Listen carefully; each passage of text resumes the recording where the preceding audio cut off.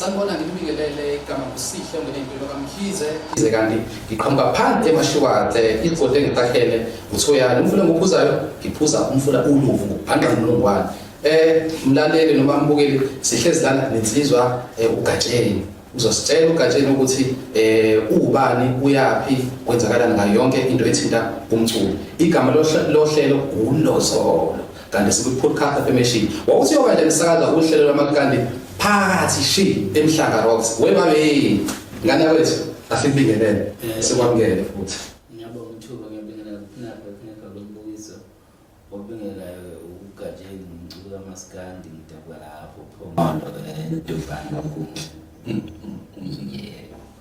igabula sophongolo awusibeke igabula sophongolo bani lo sesimazi nje igabula sophongolo manje uGatsheni yimi okay omathula Maskandi kanjani uGatsheni uGatsheni insizwa nje lapho phomolo eculo loMaskandi ngaphansi kwekhampani KMH olwangithobani mema ngiqale ucula le ngo-2012 2013 wakhuleka njalo ngiqale nami ngivukana ngaya ngokukhula-ke njalo ama-challenges okuvukana understand angithi kwafika la ngadlala khona emsakazweni ngabhukwa but ngabekezela kwaze kwafika ekutheni igama liyakhula ngaba loGatsheni engiyena namhlanje. Yebo. Before uzoba uGatsheni ngoba ngiyathola ukuthi wawukwaziwa ngokukhuzana kuyiqiniso lo? Yebo kuyiqiniso igama lami ukhuzana ngelinye lamagama. Okay. Yes, kodwa yena ukuthi kwakade kukhona umkhuzana wayesevele khona ngaso sikhathi and yena bayade esenegama ngangayiqaphelanga ukuthi izoba nobungozi kodwa kuthe makuhamba isikhathi ngabona ukuthi akusebenzeki. Uqaphela sekuse isikhathi esihamba kangakanani? Sikhona album ngimkhuzana Ndlovu kodwa ngayishintsha belandelayo ngabe ngisasebenzisa lelo gama lelo ngasebenzisa uGatsheni ngoba manje yayiclash abantu abevele belindele ukukhuzana lomuntu obekhomba umnyeni nabo ngandlela ngathi senibona ngazuthi izitha kakhuzana into efana naleyo kodwa nje akuzayi kungilimaze kakhulu khona ngoba ngashesha ngashintsha washintsha insizwa yakithi izalwa noma ikhule ngaphansi kwayiphi inkosi ukhula uma kade abantu bathanda uma bebe introduce abantu baze mina ngiphuza unkulunkulu ukuthi inkosi engingaphansi kwayo ukuthi omunye umuntu uzofisa ukwazi ukuthi uqhamuka kuphi isigodi noma yiphi inkosi inkosi ngiphethe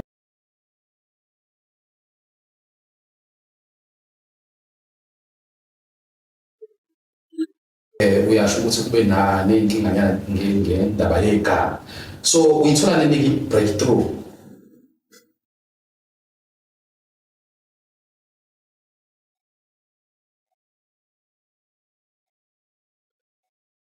kusukela egameni elithi ukuthola i-tradition isuka ngala kukhuzana iya kuGatsheni kungithatha isikhathi cishe kube 2019 la ngiqale khona ukuvela kubantu ngaqala ngaphumula ngathola ama-benefit sonke lesikhathi nje ngisashizila bekusebenzela kabuhlungu kwesinye isikhathi kubiza ukuthi ngisebenzise imali yami ukuya kuma-event ngifike ngivolontiye nakhona lapho ngakhokhelwa kodwa nje kusebenzela ukuthi ngikwazi ukutshela umuntu ukuthi mina imali engaka uma wahlule ukubhukha la shuthi kumele ngiyathisi angizazi bona uphakama njalo indlela yokusebenza awukwazi ukuyibeka kwi-rate phansi noma kuthiwa igama lakho liphezulu ngoba abantu suke belindele into enkulu kodwa manje yes zingakhona izinto abantu abay'lindelayo kodwa noma ungeze ukufika kuzo ngqo akube ukuthi i-level oyiphilayo ishiyile ngakhona ngoba ucabanga ngoba sisebenza ngabantu ekugcineni abelungu bethu ibona abantu. Yes. Okay usungenileke la usuphakathi nomculo iyiphi le ngoma noma le album othi iyo le iyashintsha impilo yami njengoGatsheni i-album ka-2019 bese ngingachaza esihloko sithi makhala esondela nengoma ethi singamabhinca iphinde ibe nengoma ethi izindlu zodaba zayikhona-ke nezinye kodwa kwanawo kakhulu lesi yebo. Hayi usakhuluma ngendaba yezindlu zodaba ngiqaphelile ukuthi kwamanye ama-post wakho on social media uphoste ekhaya kini okuyinto uMaskandi abayenzayo ukuthi bakhe ekhaya. So siyafisa ukwazi nawe ukuthi mhlambe yini le ekugqugquzele kangaka ukuthi ayi angiqale ngokuthi ngilungise ikhaya ngaphambi kokuthi ngenze izinto eziningi. Ukuzalwa kwami ngizalwa ekhaya elingasimamile kahle ngasesimeni somnotho. So into engangiyicabanga uqala nje ukuthi ufuna abazali basheshe badlule emhlabeni. So into engangiyicabanga ukuthi manje ngangithola ithuba ngithola imali into engiyoyenza kuqala ukuvusa ikhaya mina nabafuthi sibe nekhaya then impilo bese yaqhubeka ngoba libalulekile ikhaya. Ayikho indawo efana nekhaya emhlabeni jikelele. Uma ungenalo ikhaya ufana nomuntu ongenaso isiseko sempilo.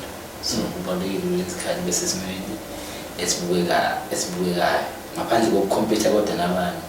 Ngaphandle ukuthi ngikhompethe mhlawumbe nomculi thizeni noma nomuntu thizeni ngoba ne-pressure iyambulala umuntu. Yes. Yeah.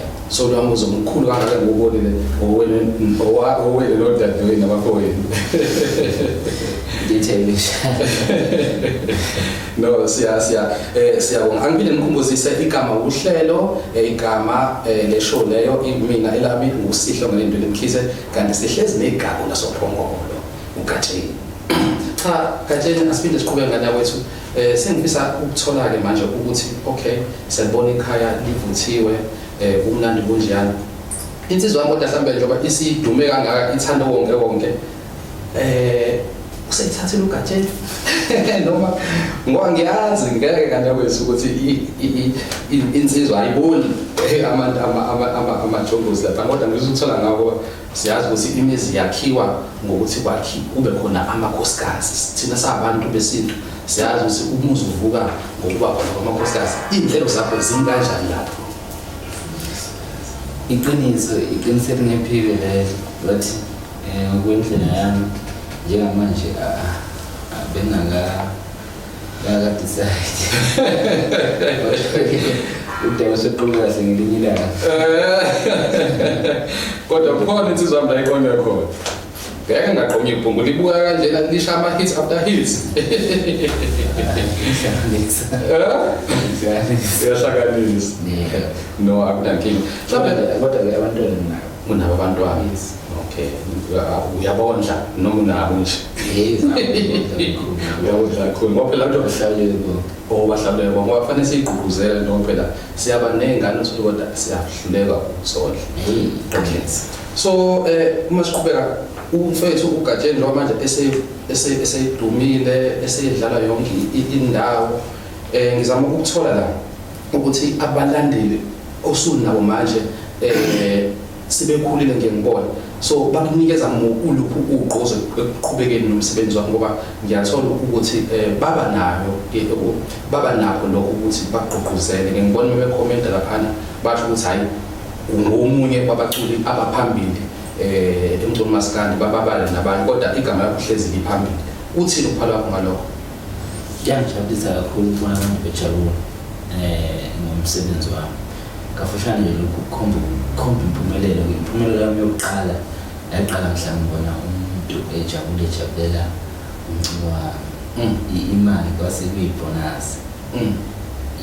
Imali kwase ngiyidinga but ngaphakathi emoyeni asengiphumelele ngaphandle kokuthi ngibe nemali.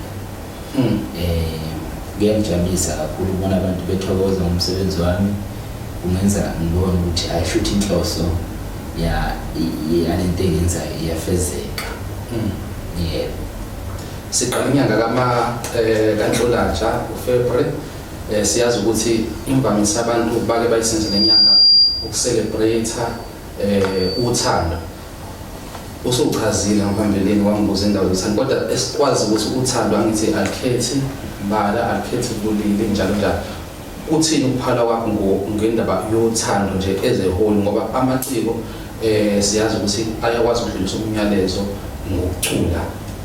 Umyalezo nje enyangeni yothando ungathini kubantu ugqugquzela ukuthi abathandane abezwane ngoba siyazi kunama gender based violence mhlawumbe nalapho ungathi fahla uthola uvo lwakho ukuthi wena uthini ukuphana kwakho abathi ndakundi ngoba isimanje somculo ngiyathemba ukuthi kodwa ukhona okunye okubonayo ongafisa mhlawumbe nawe ube novo lwakho khona uyayintokozo ngibona abantu bethandana ngokuqinisa okungekho uqhuba omnye ngamadolo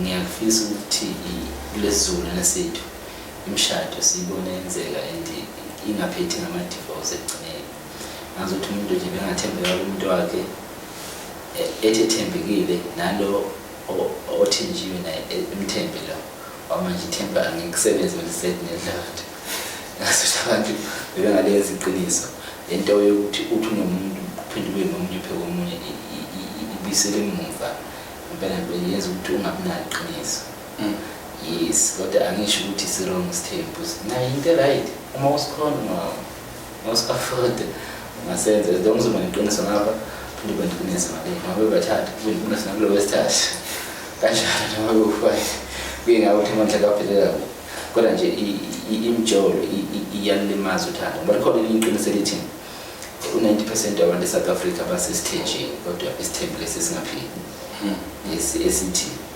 umuntu ungumfazi mhlawumbe etheni umfazi ebejola mhlawumbe nezinto ebizothi umizo3 eceleni isithembu lesi kodwa manje ngoba asikho emthethweni asipheli yikho ngithi u-90% wabantu eSouth Africa basesithenjini yes hey ngiyakhumbula ngana kwethu ngolunye usuku ngifunda amaphepha ngathola igama la Gatsheni kuthiwa uGatsheni ube nenkinga nomunye usaziwayo ungabatshela abantu ukuthi kwakwenzakaleni phakathi kwakho nokuvozela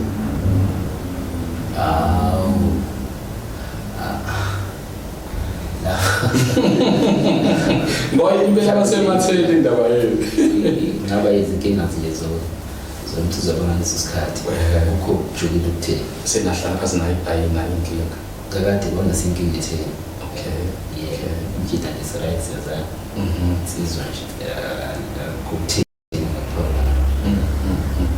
I'm sure Gatsheni uyabona izinto ziyenzeka ngoba uphila kule lizwe siphila kulona more especially njengoba sibheke okhethweni likazwelonke kunamaqembu amaningi epolitiki asekhona kodwa angifuni sigxile kubona ngifisa sigxile ekuthenini mhlambe ngokubuka kwakho eze umculi eze umhlali waseNingizimu Afrika ufisa ukuthi mhlambe uhulumeni ongasithola kusukela la kuba uhulumeni onjani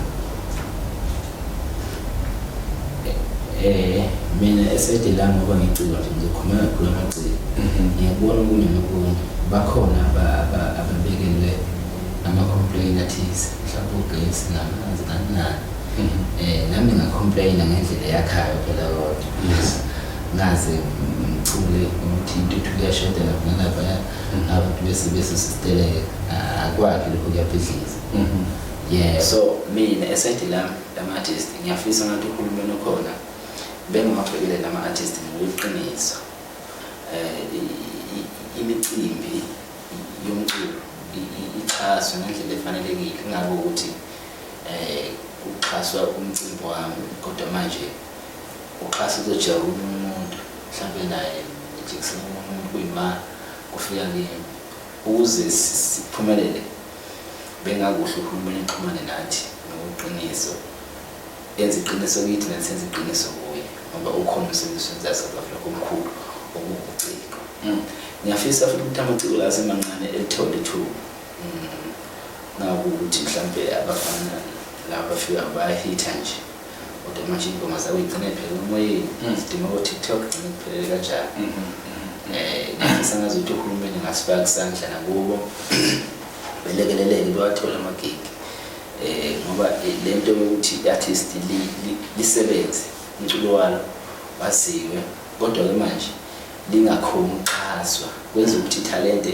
igcine liphela amandla singabona umculo mhlawumbe esebenzisa ama-drugs singabona umculo mhlawumbe eseyekile ukucula kanti wayekade nethalente futhi lakade lingasebenza engazuthi uhulumeni noma engekwenze kubantu bonke ngesikhathi esifanayo kodwa engazuthi abantu bengabanikeza ithuba ikakhulukazi abasebancane nabo banemindeni bayidinga nabo indlela yokuphila.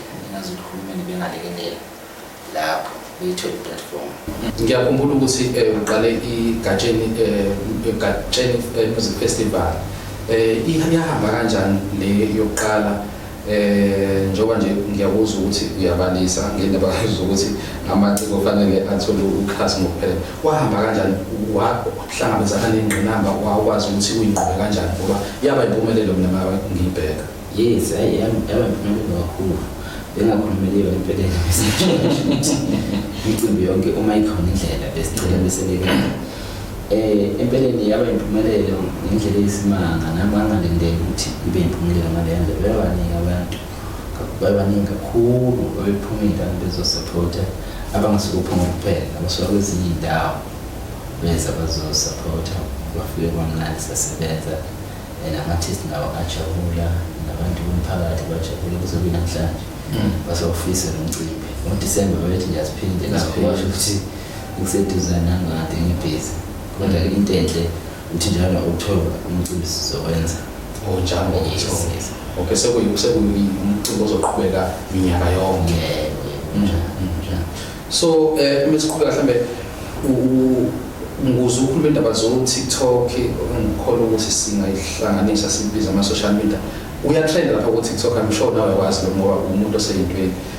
Isebenza kanjani le mpahla leni? Iyakusebenzela umculi kwenzakalani? If ikusebenzela benefita ngani?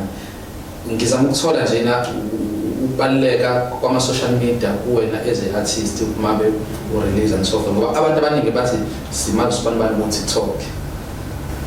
uTikTok uyasiza kakhulu nakuba ngimningi kangako but ngingena leso sikashana nawo ngiyabona i-trend ekhona cishe TikTok mawula South Africa ngicambi awuscroll uma video 5 ungayitholi enebhodlela video related nakho lokho.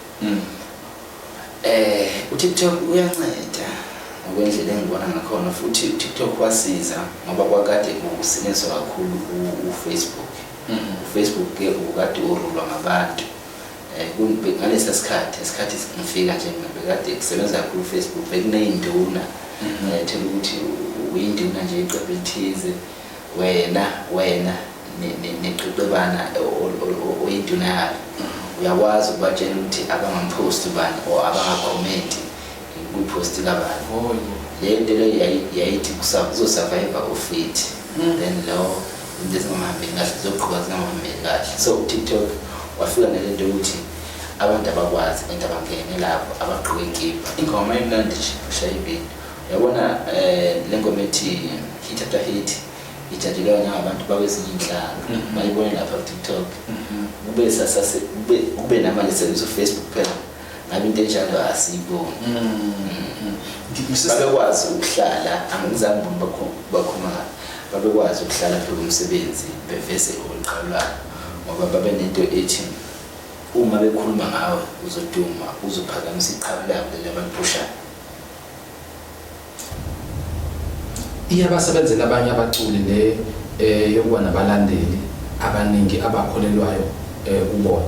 Wena njengoGatsheni awukholwa ukuthi mhlambe uma une strong base strong support base mhlambe lokho kungakusiza noma kuqhubeze kakhulu kuloko osuyikona? No, mina ngikholelwa uma group akholelwa.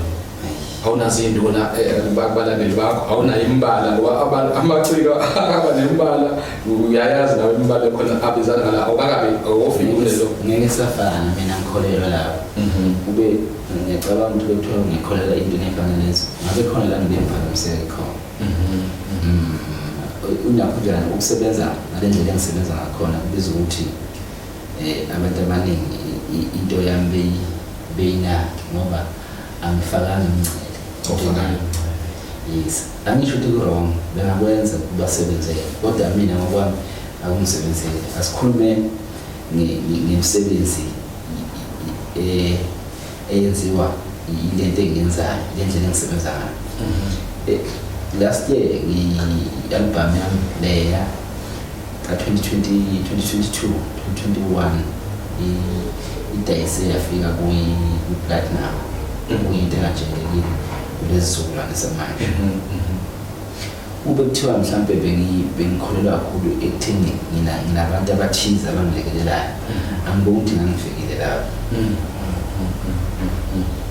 So kahle hle na uyihlanganisa uyilwele uwedwa ngaphandle kwabalandeli.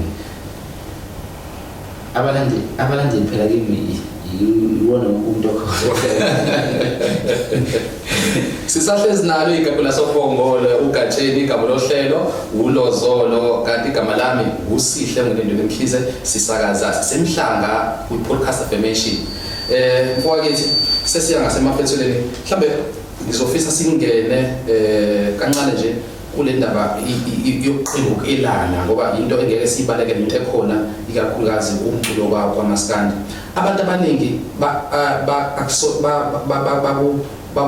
bakuhlanganisa nomculi uKhuzani bathi engathi nizwelana nakho noma nikhonzene nayo, lokho osekwenza ukuthi abanye abangale babone ngathi wena awuseyona owabo. Ungathini kulokho kuthini ukuphalwa kwakho about abalandeli ababona uSibanibani mezwana nomunye bese bebona ukuthi akufanele azwane noSibanibani, into yokukhethelana ukuthi mengimbona uGatsheni ehlezi nongene entweni kusho ukuthi ngeke asahlala noSizwe Plus.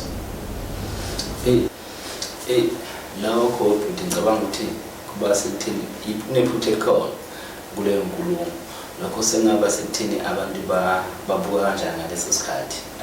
Angiyena umuntu okholelwa kakhulu ekuncikeni kwe-artist yakho ngize ngingene nezinto ezayo ulandela i-artist. Kube kuthiwa umuntu kanjalo ngabe sekubona-ke, kodwa kuyenzeka ukuthi kube khona mhlawumbe i-artist engihlangana nalo kakhulu endaweni mhlawumbe esuke siqashe kuyo nasemamboleni.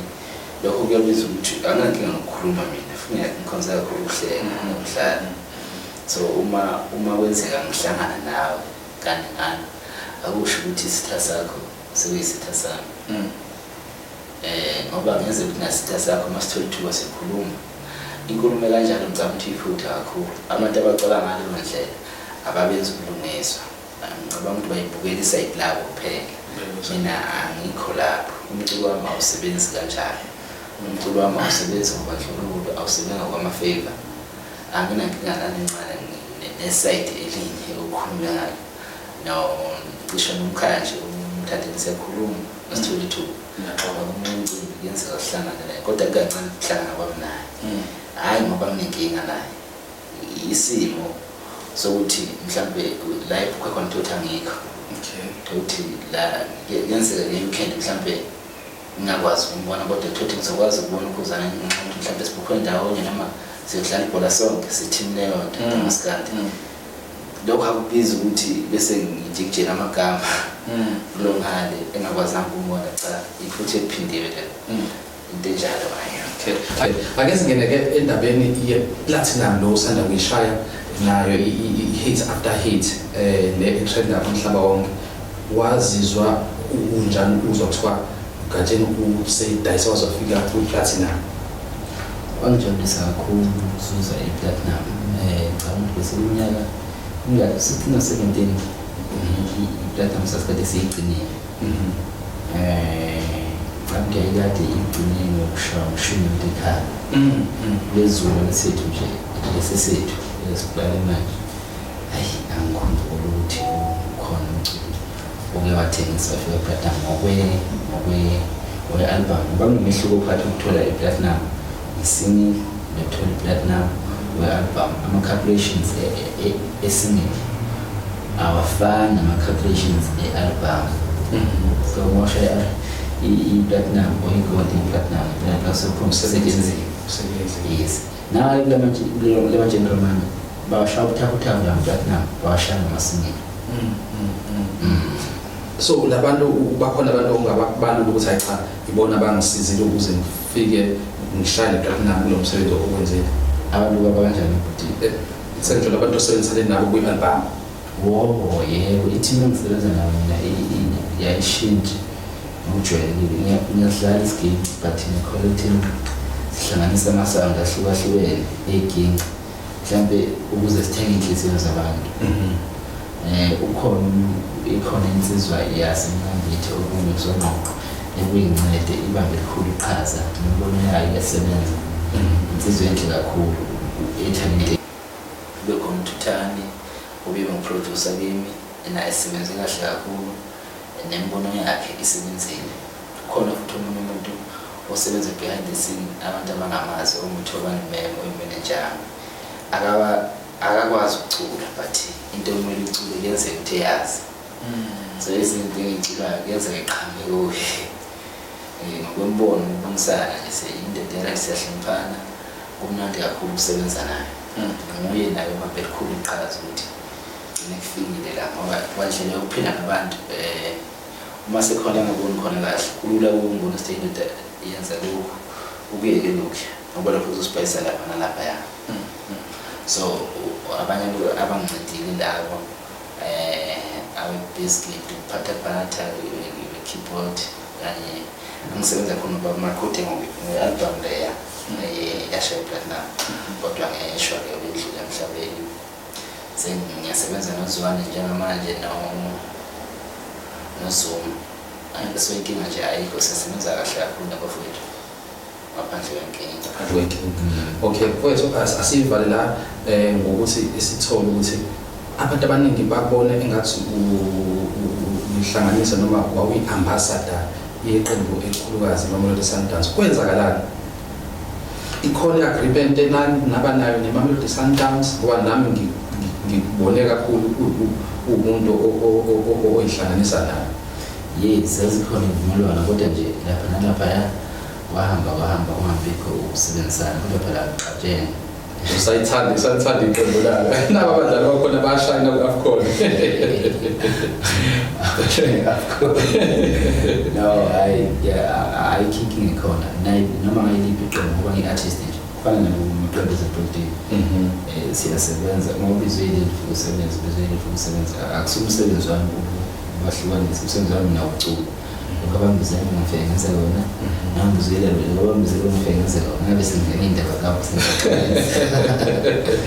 hayi-ke sivala ngokuthi usitshele noma ugqugquzele abantu asebasha ngaphandle ukuthi baphume ngobuningi babo baye kovoto basiyazi ukuthi njengoba nje siqale nonyaka abantu abaningi bakhuluma ngendaba zokuthi sifuna ukuvota. Ungathini kubantu out there ababalandeli kakhulukazi amabhenki? Sisizwe samabhenki singabantu abaningi eSouth Africa. Kanti KZN i-province yesibili ngobantu abaningi ilandela igoli izona ukuthi ngahlanganise zonke inhlanga. Kusho ukuthi bethiwa ahlanganisile zonke inhlanga nawo amabhenki yona. So kubalulekile ukuthi sithathe inqumo ezikahle sivote ukuze uzokwazi ukuthi ube nezwi. Awukwazi ukuba nezwi kodwa ungasawuvoti. Abantu bakithi abaphuma ngokuningi basele ukuvota. Le ndaba yentuthuko ayiye phambili bakwethu, soyinqoba ngevoti yonke lento ekhona. Hayi-ke besihlezi naye uGatsheni igabhu lasophongolo. Kwemnandi kakhulu, igama ngusihle, ungene ey'ntweni wakamkhize ngiqhamuka phansi le elovu mfule ngokhuzayo ulovu uqobe ngibhanqa nomungwane. Ngithi-ke salutes.